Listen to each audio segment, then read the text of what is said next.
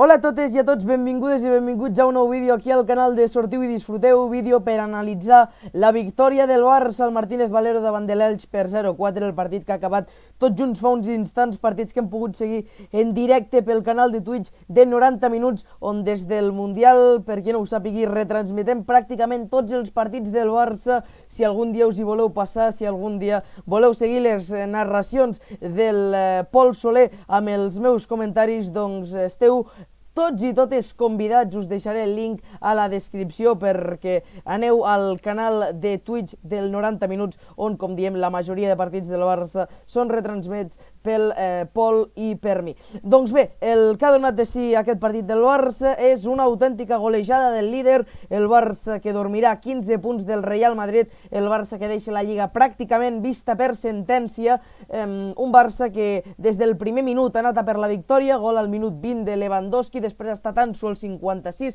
i al 66 i 70 novament Lewandowski i Ferran Torres han tancat la golejada del Barça. Una golejada del Barça que deixa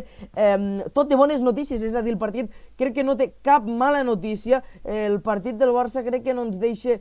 cap cosa a dir això s'hagués pogut millorar, no, el Barça suma 71 punts ja a la classificació. Ara analitzarem l'alineació perquè ha estat força curiosa, sorprès a propis i estranys Xavi Hernández, però realment és un partit que a l'acaba dius, hòsties, bon resultat, bones sensacions de tots els jugadors, no hagués pogut anar millor la cosa. Avui el Barça que ha sortit amb Ter Stegen a la porteria, defensa de 4 per Jordi Alba, Marcos Alonso, Araujo i Koundé, al mig del camp Gavi, Sergi Roberto d'interiors, i és que la novetat ha estat que el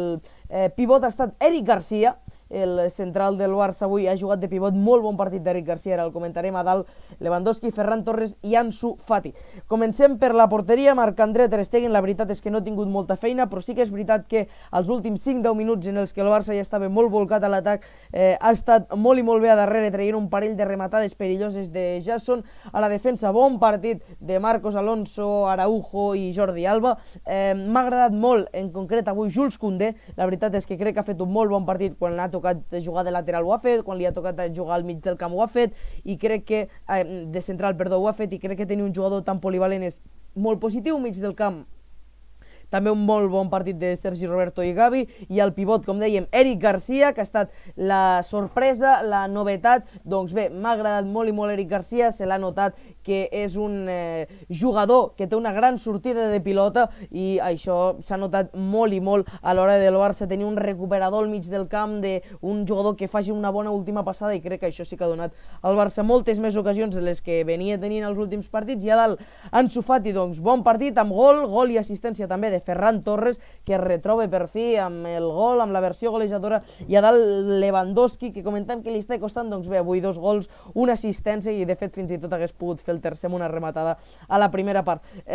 Ansu Fati, que hem passat molt ràpidament per sobre seu, a recordar, no, aquest gol justament en la setmana en la que el seu pare ha fet aquestes declaracions polèmiques, en les que diu que si fos per ell el seu fill no seguiria jugant al Barça, que se n'aniria cap a Sevilla. Doncs bé, reivindicant-se Ansu Fati com a titular i com a golejador. També han entrat Kessié, que m'ha passat pel terreny de joc sense pena ni glòria, i a destacar el debut d'Aleix Garrido en el Barça i sobretot els minuts de Pablo Torre, que m'han agradat molt. És un jugador que té molt bona predisposició sempre que entra al terreny de joc, i crec que realment Xavi li hauria de donar un pèl més de volada, perquè sempre que entra demostra que és un gran jugador. En quant a xut, sí que és veritat que als últims minuts l'Elx ha maquillat molt i molt les estadístiques, perquè les estadístiques diuen que l'Elx ha xutat fins a 15 vegades, però és que d'aquestes 15 poder 10 són als últims minuts, 2 entre els 3 pals per 12 del Barça en total, 6 entre els 3 pals. La posició 60-40 per al Barça, que en quant a precisió ha millorat bastant el 76% de l'Elx amb un 86%. Les faltes força repartides, 11-11. El Barça sí que és veritat que ha cedit molts córners, fins a 11 córners ha cedit el Futbol Club Barcelona, però bé, crec realment que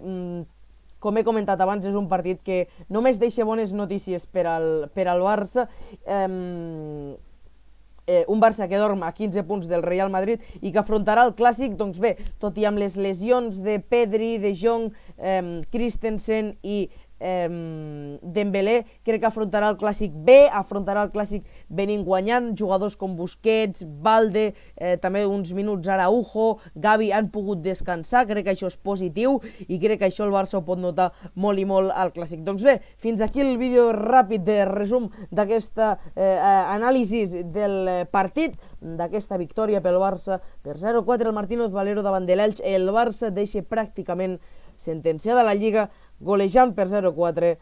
el CUE de primera divisió, que amb aquesta derrota per ser l'Elx, 13 punts a 13 també, de fet, de la salvació, hauria de duplicar els seus punts per salvar-se ara mateix com està l'Almeria. Té pinta de que aquest Elx la temporada que ve jugarà a segona divisió. Això ha estat tot, gràcies per la seva presència i recordo